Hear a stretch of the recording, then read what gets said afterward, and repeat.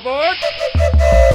Outdoor service owners, rise and shine. It's time to start fueling your success, one adventure at a time. Welcome back to Outdoorsy Entrepreneur, brought to you by House Call Pro, where service owners come and explore ways to take charge and level up. We are your hosts. I'm Kevin Fontaine, and this is my brother from another barbecue, Patrick Harders. Join us on this journey every Wednesday. Like, comment, and subscribe on our YouTube channel and listen to wherever you get your podcasts. And follow us on our social media platforms at Outdoorsy Boss. What's been cooking, Pat? Took the morning and I actually was starting to go through my dream of rebuilding my old truck. So, we'll see if I can get to that this spring or this summer. What is it? 68 Power Wagon. Damn. So my hope is to take the body off and put it onto another, like a 92 Ram Cummins engine and all that, and just switch them out. So I've been looking at it for years, but it's a project. Yeah, I've seen people do that with Corvettes too. Is that a Jeep, the Power Wagon, or is that a Dodge? It's a Dodge, yeah. Okay. One big, ugly, seafoam green, so ugly that it looks cool. Hell yeah. Put you a damn surfboard and put the Carolina lean on it where the front's higher than the back. That's illegal in Virginia. Our governor passed a law not allowing that. No doubt. Well, guys, today what we're talking about is kind of a hot topic, whether you should run a mass generic service or whether you should be going more niche, services. And Pat, we had you remember Mark Hale? Oh, yeah. From Illy. Yep. I met him. That was the first time I met him back in 2018 when we were all there at Illy. But he runs an outdoor lighting business in Texas. Yep. And he commented, hey guys, we all met at the Illy conference back in 18. I'm running my outdoor lighting company here in Midland, Texas. I prefer design build lighting projects where I work mainly B2B relationships.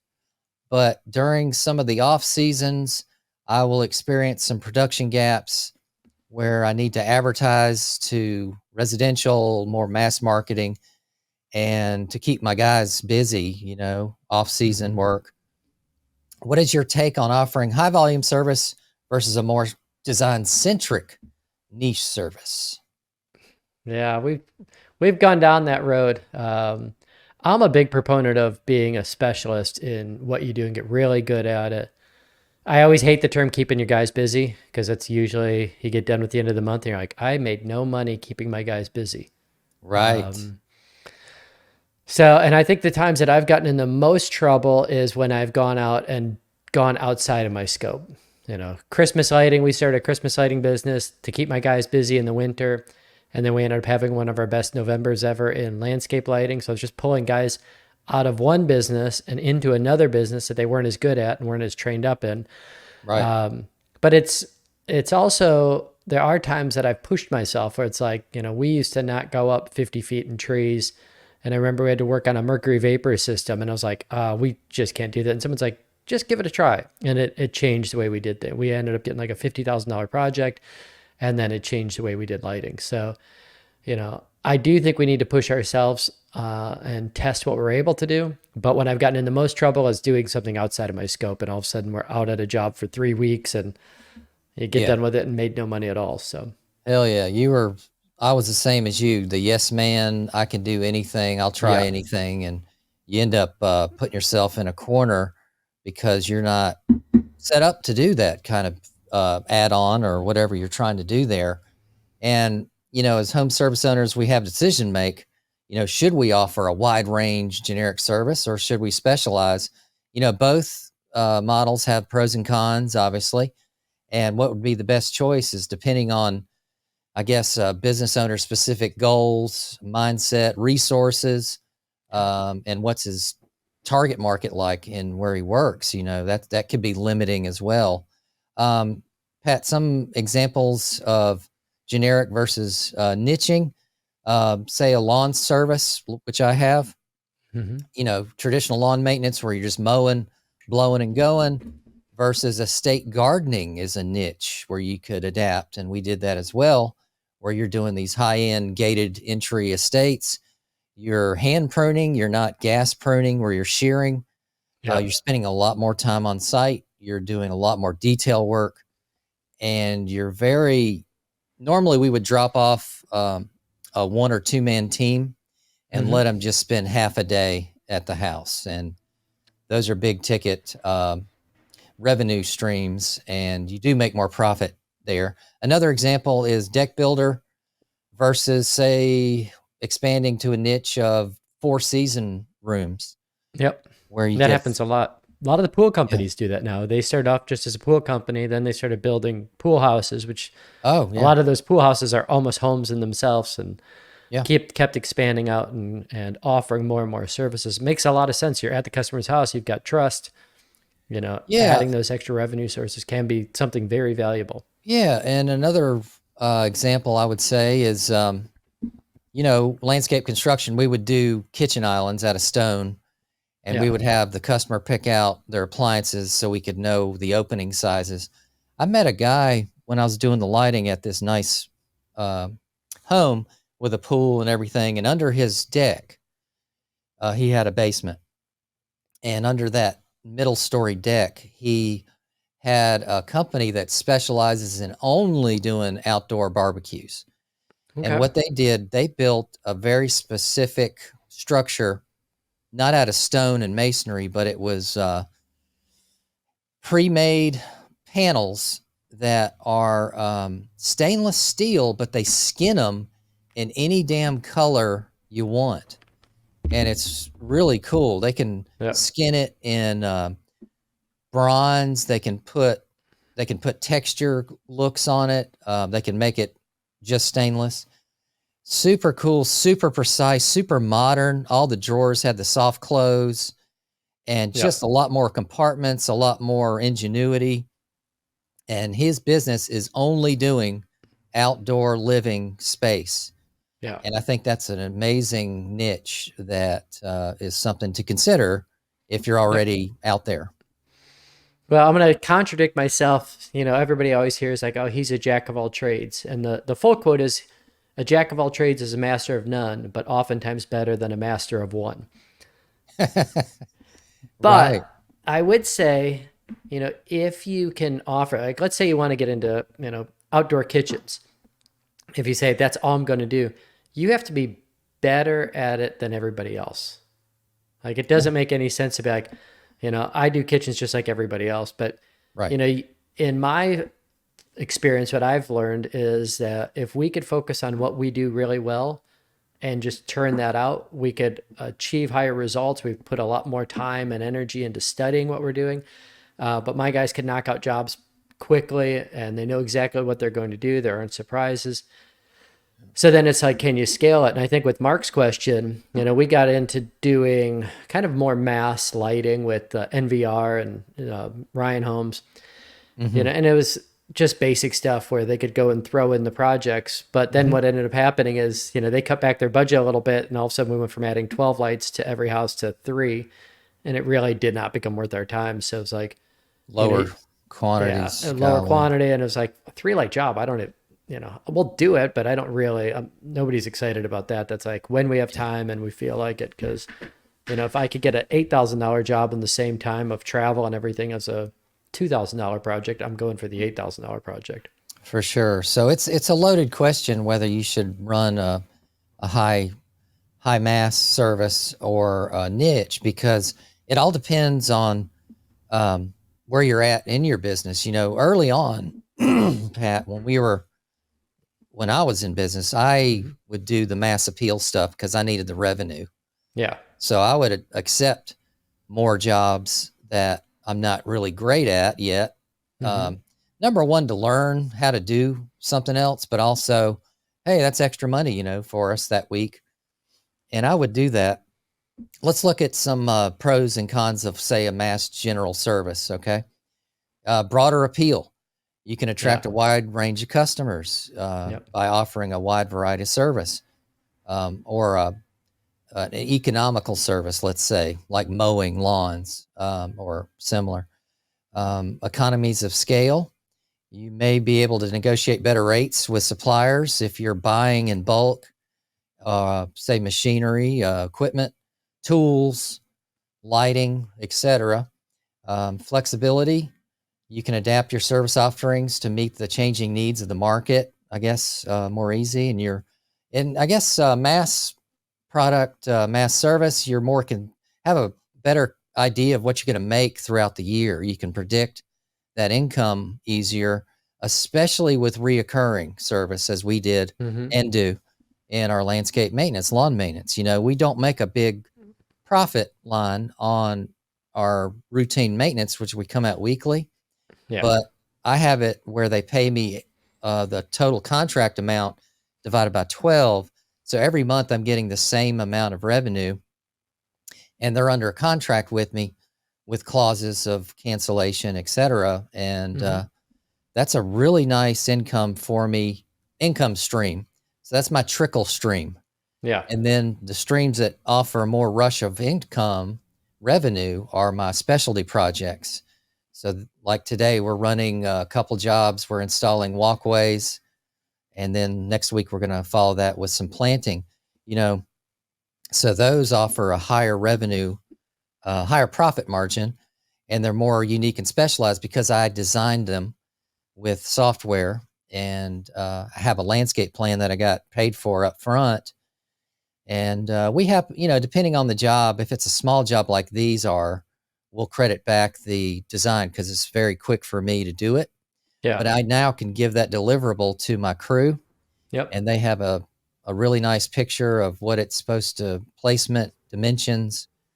And then that customer gets to shoot that plan, it's a PDF, to her association, which she gets approvals. So it's a good tool, but I get paid for it up front. So they got skin in the game.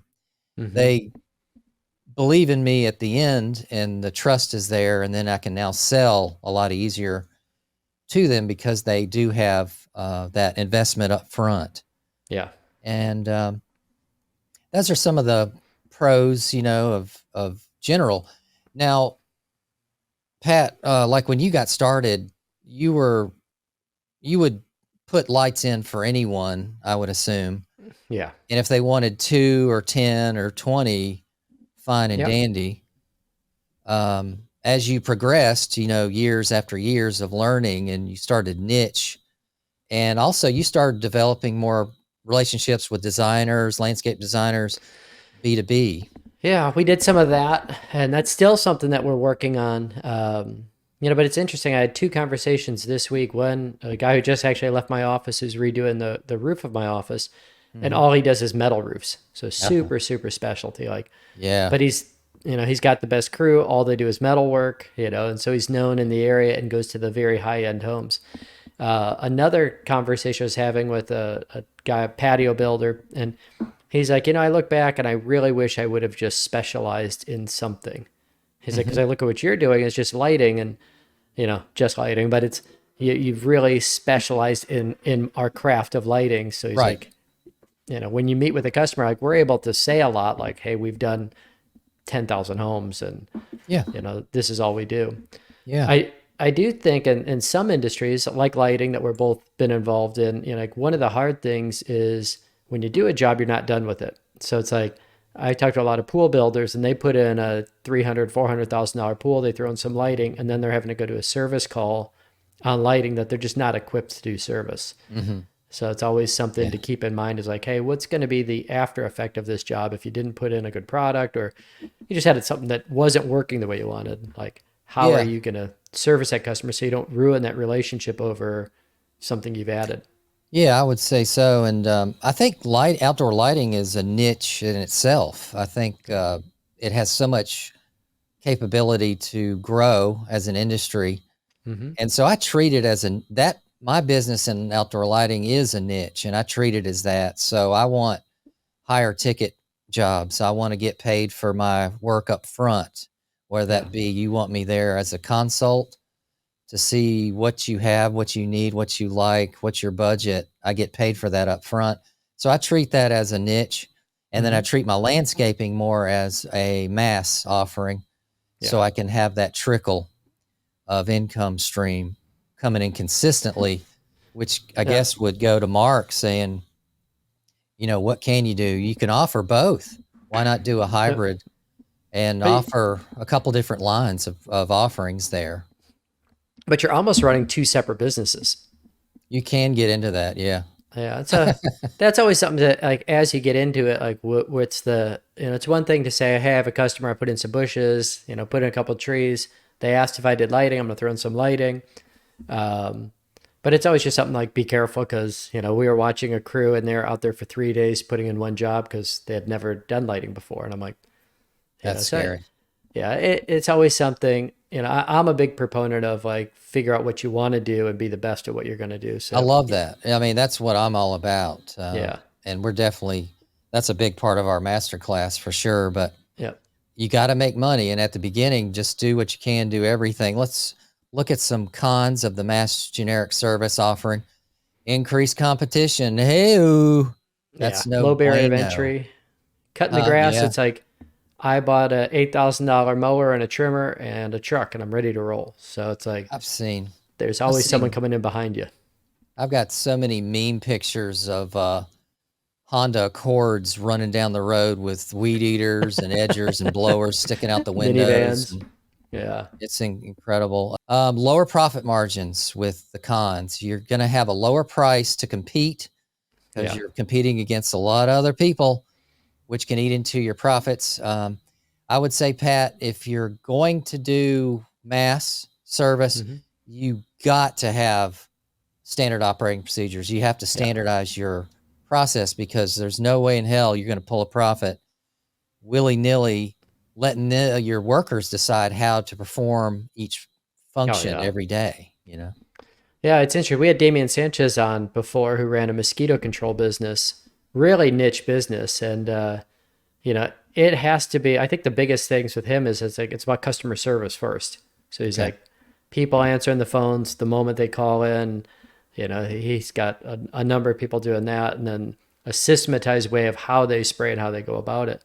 But that's something that's a low barrier of entry of a backpack blower and some pyrethrin, and you're ready to roll. So it's like, how do you set yourself apart when it is something that's a mass appeal to people, low barrier of entry into getting into it? So Yeah. if you need to make the margins you want to make, you need to have something that you're doing that's Yeah. going And to that separate yourself. for sure. And that high volume is also going to require a higher infrastructure for staff that you're going to have because you're going to get a lot more callbacks, a lot Yeah. more warranty work, Yeah. a lot more, hey, seems weird. Can you come by and look at that?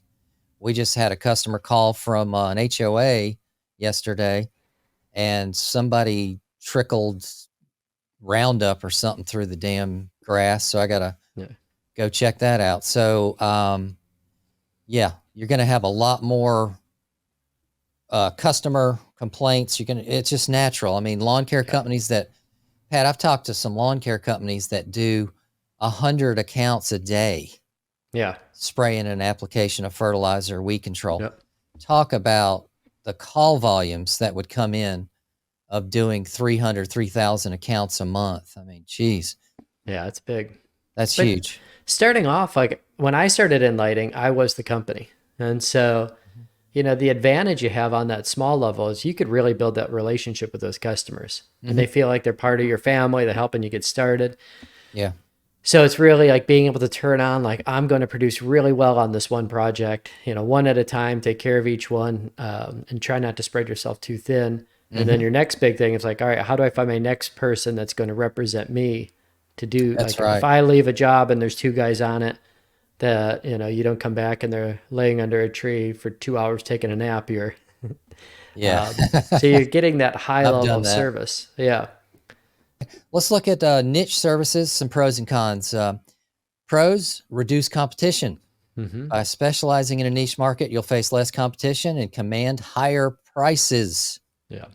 So that's a big one for you, Pat, as you're Yeah. doing the high-end Yeah, lighting. that's what we did. Is, we just went like, let's go high end, and it's kind of scary doing it, because, and a lot of it's my own mental head trash to go like, I started off, I was $165 a light. Now we have a totally different pricing structure. Right. But as you start growing the business, like, I can't be at the level of, like, what it costs with myself, a truck, and two guys. Like, all the expenses went up, so my prices went up. And then I just went like, well, I really want to be high end, and in order to be high end, I needed to pick out products that were special, that set myself apart, that you just weren't, run up to the store and grab, Yeah. and doing the little things. So yeah, I think that's true in any business. Like irrigation, I always look at it as, a tough business to set yourself apart, because there's three major manufacturers, and All so right. if it's, you know, I think Rainbird, Irritrol, Toro. yeah, yeah, you go through those. So it's like, how do you separate yourself? And the good ones that I recommend are always like, I know every time I go on their jobs, it's buried a foot deep, it's all done right, it's not on the surface, and they specialize in the installation techniques and the design of their irrigation systems. Yeah, and the performance where it's Yeah, very conserved on water. You got a yeah, very efficient system, so you don't have high water bills and all that. yeah, Um, Becoming a go-to expert in your community, you can establish yourself in your market area, and that will attract your ideal clients, especially if you're doing social media posting, videos, really rallying around that premise that you are the expert in your field and in your market area. And that's a big helper for hmm you to keep that competition even lower. yeah. And I think a lot of times most industries have trade organizations. We were just working with the integrated integration industry, and they have a trade organization and then an elite trade organization, businesses over $2 million. And Okay. but you and I have AOLP and some other groups that we could go to. Mm-hmm. And it's you get relationships with people outside of your market and learn what they're doing, but then also, start to be seen in the industry as a leader in your industry, whether that's giving back in training or, learning more, getting accreditations. All of that's really important. It's huge, but you definitely have to have the infrastructure and the standardizations and the team and the culture Yeah. behind you before you can take off and Yeah. Take a week represent. off. For Yeah. sure. The next is develop deep expertise. You can focus on developing your expertise in a specific area, which will allow you to provide a better service to your customers. So, as your prices go up, the demand goes up for service quality and performance and warranty and different things like that. Um, I will say, as a niche offering, if that's what you're doing, you will develop a backlog of clients eventually. It's going to take time. You're going Yeah. to have that investment in time where you're going to have a backlog eventually of clients whom want to wait for you Yeah. and will seek you out to wait. The same company, Pat, Bland Landscaping, back in the day, Cafe, they were the most expensive landscape contractor in the area, Yeah. and people waited for them for their installations, which could be 100, 200,000 plus back in the day. That was a lot of money. This is the 80s Yeah. and late 80s. And because they would do estates and small and commercial, everything. So it is a thing. People think, oh my God, I charge a lot, I'm only going to be able to sell one or two jobs a year. No, that's not the case. Once you get branded well, once you hmm get promoted well in your social media, your presence online, that comes with it. You'll start getting this relationship building tactics. You'll start getting referrals. You'll start getting all these other cool things that'll help you grow naturally without having to fight the alligators in the red ocean and Yeah. spend a ton of money on advertising to all these knuckleheads that are tire kickers and DIYers anyway, right? Yeah. Exactly. And I think, like, if I could probably put in a sidewalk for somebody, I figure it out. I think I'm smart enough to do it. But if you're doing it, you could throw it in, like, you get everything ready in a day or two. Where for me, I would be like learning it, watching YouTube videos, calling Yeah. people, messing it up, doing everything. And I've done that. We've done a number of projects that I'm like, oh, I shouldn't have gone down this road. But Yeah. I think it's good to experiment and test yourself, but just be very fully aware of what you're doing. And you Amen. know, Tom Fennig, who is working with us now, he started a franchise lighting system, which kind of went to crap, but he ran it and it was really good. And one of the things that he could do that was special is, like, I could come in and meet a customer and then install the lights 2 days later. So he was all about like they could turn jobs around really quickly. So it's like, hey, Awesome. by the weekend you could have your lights in. And so that was just another, That's a nice mass appeal right there. yeah. Just So get her done. I can get you done tomorrow. You ready? Sign. Let's got go. inventory. I'm ready to roll. That's right. All right, let's talk about some cons of the niche model. Limited market size. So the niche Yeah. market you choose may be small. You know, where do you live? Is there a high influency of clients, or do you have to travel to go get those clients? Less flexibility. You may be less adapt to changing market conditions if you're too specialized. So you don't want to get Yeah. painted in a corner there. Marketing challenges. It may be more difficult to reach your target market when you're offering such a niche product. You can actually run out of clients if you're in a very small market. So Yeah. you got to be careful there.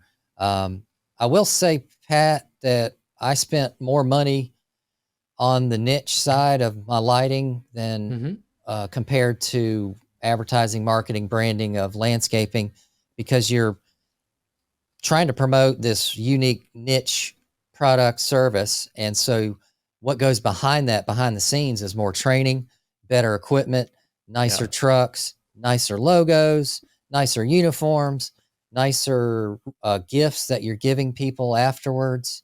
Yeah. So that's a lot of extra input money to represent that brand that you're trying to grow with, you know? Yeah. And I look at it, if I'm cutting grass, every house I drive by needs that service. Yeah, So you have, if I have 1,000 homes, near our office, they all need their grass cut. So there's a lot of people competing, but there's a much wider market. And, very rarely if I'm ever going down a street and lighting up 12 homes in a row. But if you're cutting grass, that's what you want to do, is you want to get a street, and the guy doesn't even get off his mower. He goes from one house right to the next, and that's that's awesome. ideal. And you can't do that Yeah, in like a real niche business that is going to be premium. You're not getting, every home. You may get one home, and then the next home's 20 miles away. that's right. So it is a challenge on that. The market share is just, or market size is just so much smaller. Yep. And so, so let's there's no right or wrong answer, and No. it, like I mentioned earlier, this is a loaded question, but the best approach for you is going to depend on your specific circumstances, and things like, what's your skills and experience. Me and Pat invested our time wisely to grow our knowledge Yeah. as, lighting designers, and in my case also landscape contracting and hardscape certifications and stuff like that. So that's our investment in ourselves to grow. And so, where are you at? Comment below where you're at, what struggles you're having to reach that next level. Another thing, Pat, is the resources. How much Mm-hmm. capital do you have to invest in the Yeah. growth, or at the beginning? That's going to dictate which model you may choose initially. We've already covered target market, who you trying to reach, who's your ideal client, because your marketing efforts, your advertising efforts has to match that client that you perceive. Who's your client avatar? What does that look like? And of course, competition. You know, do you have a lot of competition in your area? Yeah, that can sway you to decide how heavily you're going to invest in a niche offering, or just stay within that widespread offering. And then, you know, clients, Pat, this is one thing I want to say is clients are a lot more smarter today than they were yesterday. More information out there. I mean, Tons more information. they could do so much research and know so much more. And I personally, I want to give them that information. I want to be the one like training and showing someone. So when they're in the phase of learning about how to do something, why would they choose A over B? Boom. So you're already making another level up right there by explaining the differences of a technique, Mm-hmm. or a fixture, or yada yada, right? Yeah, that's what really what we need is we need an educated customer in order to invest with us, because I've got guys that are knocking on doors and like, hey, we'll throw in 11 lights for $1,800, and how do I combat that to say, well, we're going to be like $8,000 for that same system. Yep. So totally different mindset. And, if a homeowner doesn't see the difference, they're never going to invest with you. And I'm going to blow your coconuts off on this one, Pat. Mm-hmm. There is no more sales. Let that Okay. sink in. The sales process is dead. All right. Bottom line, I'm a firm believer that clients already know what they want, and that it's your job as a business owner to find the clients that are already predisposed to want what you're selling. All right. So it's your job to know who your client is and go find them. They're already ready to buy. They already know what they want. Either they search you, find you through all this killer social marketing that you need to do, or you have to find them and excavate them, like gold digging, right? Yeah. The counterpoint I'd say to that is, what I really want to do is find niche businesses that are early on in the business development phase. Like irrigation at this point, I'd say, 60, 70% of the people in my area have irrigation, where 15 years ago, that wasn't the case. Right. When paver patios came out, I had a good friend that he jumped all over that because he's like, I no longer need masons. I could have, guys that are skilled labor, but Right. not having to do the 20 years of mason, having the 50-year-old guy that's been working in the masonry field cutting stone. Right. So for us, we had to educate like what lighting was, because when I moved up to Northern Virginia, nobody knew. They're like, "What are you doing? You're putting lights on the front of the house. Why are you doing that?" And so it was that educational process, and now it's that next level where they have an idea what they want, but they don't. They're probably not going to see it to the scale and size of what I could actually do. So I do like to try and do a lot of training on the front end, and ideally, you put out enough information and training material out there, and what people can do, why you can make something special, that by the time you meet with them, they know it. But there are times I think you do have to say, sure, we could put 6 path lights on the front of your house, but here's what else we could do. Have you ever looked at X? Yeah, exactly. And I think this falls back to Pat on deciding whether you should do a mass service or niche, or a combination of the two, which I'm in now. I do believe you want to check out and do a SWOT analysis that we've talked about before. This is your strengths, weaknesses, opportunities, and threats. Yeah. So, take the time, analyze yourself, analyze your market. What are you good at? What are you bad at? What do you want to do? What do you hate doing? Because you don't want to be in a job where you hate it. Oh yeah. Yeah. That's not going to last long. There's tons of people working at McDonald's and they don't want to be there. They're just they just need a paycheck. So find something you are creative at, you love to do. It's going to get you up every day, excited. And that excitement you're going to pour some sugar on me. I don't know about sugar, but that old Def Leppard song. Yeah. I never understood what he was doing there. Oh, I know what he's doing. But anyway, so you want to pour that excitement and whatever to your employees and your staff and even your subcontractors, because you're on that energy level of, hey, we're doing something different, guys. What we're doing is making a difference. Boom. Yeah. That's your culture. But SWOT analysis would be very helpful. So an interesting question, I think, for a lot of guys out there is, say you're a lawn mowing business. What are you doing that makes yourself like, why is a customer going to choose your company over somebody else? How did you separate yourself in a field that is very tough to separate yourself in? So what we did in that regard, obviously when I started, I was pushing a mower. I had a 21-inch push mower, string trimmer, and a blower. And I worked with my dad, who was retired from IBM. I helped him do installation jobs. And then I'd start passing out literally flyers that I printed and say, hey, I can mow your lawn, because I wanted to fill the gaps because my dad didn't have full-time work. I grew up from there, and eventually I started morphing into full service. Okay. So our tagline back then was, we are your one source for landscaping. Okay. So we could do design, we could do maintenance, we could do installation. And then I started befriending people in irrigation so we could repair and maintain irrigation systems. And then eventually I brought that component on myself. So, we were trying to offer A to Z outside regarding landscaping. And then that way we could appeal to the higher end client because they don't want to worry about anything. And they don't want to have 3-4 different people to call for the fertilizer, for the mowing, for the irrigation.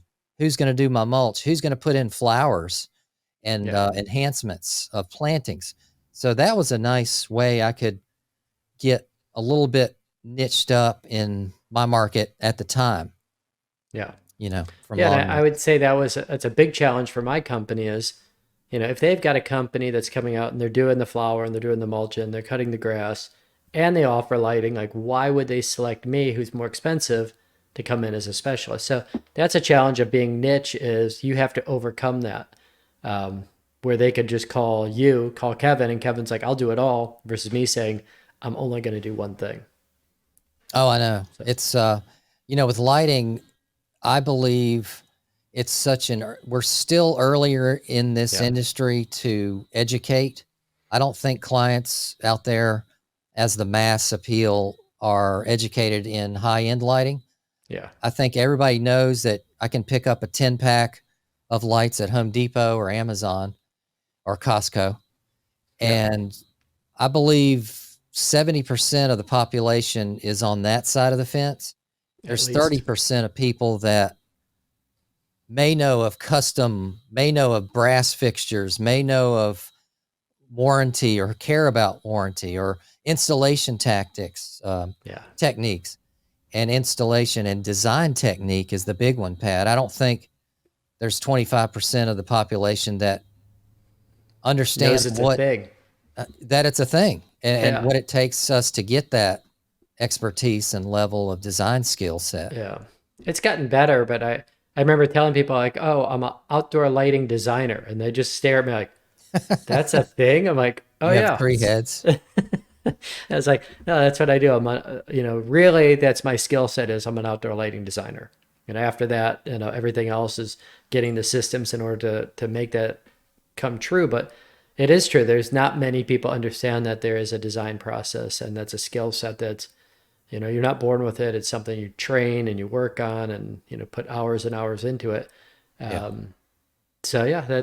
I think that's true in a lot of industries, to be an elite patio builder, it starts at the design phase. And like, what are you doing that's unique and different? And how are you looking at the elevations and, building out that space that it's just not a square pad, thrown in the backyard, but something that has different levels to it and different gathering areas. Oh, yeah. I mean, there's guys killing it on social media, just showing this before and after of just this immense hedgerows with all kinds of flower power surrounding this house. And they got a Lamborghini poached out on the driveway and these killer drone shots and high rev music and fountains and fire features by the pools and barbecues and pavilions and but taking it a step back, like if you're newer, like how are you, what are the things you can do that you grow to that level? And I think you hit on a key part that we went over quickly, was that guerrilla marketing. Going when you're at a house, you're putting a sign out in the yard, you have a truck that's, I'm not big into wrapping, I'm more into lettering. My truck's keeping it simple. Lower cost. But are you putting, something in the newspaper slots, or just knocking on the door, say, hey, my trucks are going to be here. Let us know to the neighbor if we're in your way at all, or if you need anything. But we get busy and we go from one job to the next, and there's so much potential in that, face-to-face, guerrilla marketing that we can do. Yeah, I would say definitely no wham bam, thank you, ma'am service. You always got to have a nice back end finish, a nice walkthrough, a nice warranty. Here's how this works presentation. No matter if you're doing mass work or niche work, you got to have a very good end of sale customer service closing process. And where you ask for the Google review, where you ask for a referral, give them some literature, give them some, or email them links. We used to have on our website a link that was hidden, and it would say, hey, who's 5 of your closest friends that would be interested in landscaping? Yeah. And they could input each email address. It would send them an automated, each of those people, an automated welcome email, and it's all through the website. So there's really cool ways with software and CRMs that you can really help shore up this thing that we're trying to do, which is grow your business the right way, but get more leads the referral way, so you don't have to spend so much money Yeah. on this blanket advertising. Yeah. And there are businesses that are, that help fall in line really well with other businesses. Like if you're building a patio, putting the planting material in, you're already going back and backfilling and, leveling things out and regrading, so adding the plant material makes sense. When I was in an old business, we were doing lighting and they added mosquito control to it, and they just didn't make sense at all. It's like 2 seasons that had the peak both in the spring, Oh, totally different skill sets where one's mass production, one's, really paying attention to details and being able to solve lots of problems. So it was just 2 businesses that didn't go together at all. right. So it's like, what are things for lighting, outdoor audio? I mean, that goes together really well. It's similar Yeah. in design. You're both trenching, you're putting products in at the same place. So Wire yeah, connections. putting wire connections. So those 2 go together well, whereas something else, may not go together as well. Yeah. Pressure washing and lighting. Water and Yeah. lights. Yeah. It gets harder. I would say, Pat, you hit on something there too. Like Mark was asking, what can I do to fill my gaps? Mm-hmm. That's what she said. Nice beaver. Anyway, is partner with other Yeah. contractors that are doing Yep. patios, doing high-end landscapes. Definitely what she's already doing, being B2B, does, landscape designers, etc. But partner with these people, give them an incentive if you have to, or you promote them as well. So it's conjoining benefit there. Yeah. But, sell to them as you're selling to a customer. They have to believe in what you do is different before you give them a bunch of business cards at the damn gas station. Hey, man, here, I do lighting, and take off. No, Yeah. bring them to your office. Go meet them for coffee, lunch. Take the time to give him a nice presentation, or her, and let them know why you're different, why people would want to choose you. So he's then has that in his mind when he goes to sell for you, and you the same for him. So you want to Yeah. give him the compliment, or her, to get them more business. So that's a big one too, is to fill Yeah. gaps, is just to partner and branch out. I think that's a huge one because if you get one trade partner, they might get you 5 or 10 jobs a year for the next 5-10 years. And those relationships are going to kind of come and go at times where, Right. they're real busy and then they're not. Yep. But that is a great investment of time, is finding out, either organizations you could join, or just looking. This week I met with an integration person who's really good. And he's like, I hate being outside. And I'm like, I hate being inside. So I was like, he's like, I'll Yeah. do the indoor audio, you do the outdoor. Right. And, we'll just trade back and forth. Electrician, same thing. Like, never ask an electrician to put a shovel in the ground. That's really expensive. Right. But I don't want to be putting in outlets and I'm not licensed for it. So I would much rather just give him all the business and we keep our guy busy. We feed him business. And when he gets opportunities for lighting, he gives us a call. So, yeah. So I would say, partner with as many like businesses, similar businesses that are both going for the same clients. Don't choose somebody that is low dollar, high volume if you're trying to be niche. And I will say, if you're going to do a hybrid where you're trying to appeal to the masses at times and you're trying to niche at times just to keep the workflow coming in regularly, market those differently, advertise. So I will say, Pat, I think it's a great idea to, if you're going to fill some voids and hit a low entry point service, then shoot that advertising, but only have that message. Don't put in, also, we do niche, custom design, yada, yada, because now you're muddying the waters.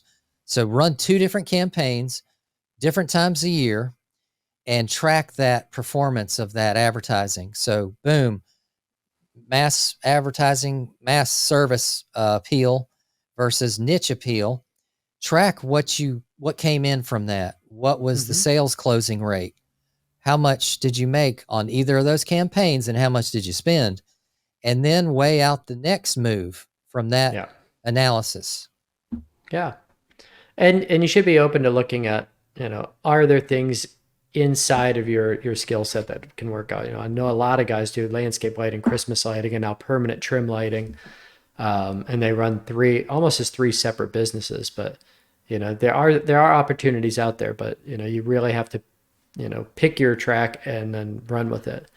But it's scary when you're all by yourself and you're making decisions. You're like, I don't know which direction to go. And that's why it's always good to have other people to talk to and go like, yeah, I tried that, didn't work. Or no, this is the direction to go. Yeah, exactly. Because there is no right or wrong, and it's a loaded question, and it's okay to do one or the other, and it's okay to do both.